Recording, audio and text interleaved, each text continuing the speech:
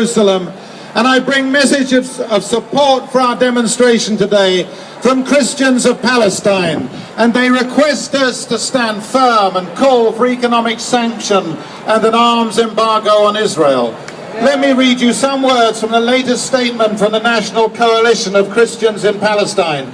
These are Christians in Gaza, the West Bank and Jerusalem.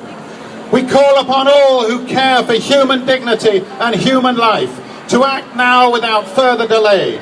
We call upon the international community, governments, churches, other faith groups and civil society to exert pressure on Israel to abide by international law and to lift the siege on Gaza and put an end to its military occupation of the Palestinian territories in accordance with UN resolutions. No more repetition of invasions and massacres and senseless killing as is happening now in Gaza. As Gaza is forced into darkness and devastation, we must speak on her behalf.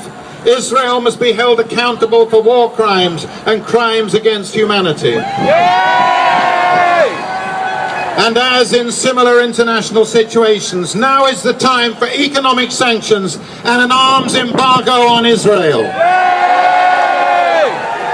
That was a comment from the National Coalition of Christians in Palestine. May I add a comment to that? I saw a quote from Senator Kerry speaking this week about the ceasefire. He said, what we want to do is support the Palestinians and their desire to improve their lives and to be able to open crossings and get food in and reconstruct and have greater freedom. He then added, but that has to come with a greater responsibility towards Israel. But there was no mention of the occupation being ended or the siege being lifted. I was amazed. What are we talking about? A little bit of improvement, keep them imprisoned, but give them a little more if they behave. They need an end to occupation.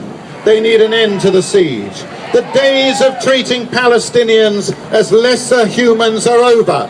They are equal humans and they are demanding their rights. It's time for world leaders, including David Cameron, to recognize and affirm that the state of Palestine must be given its freedom.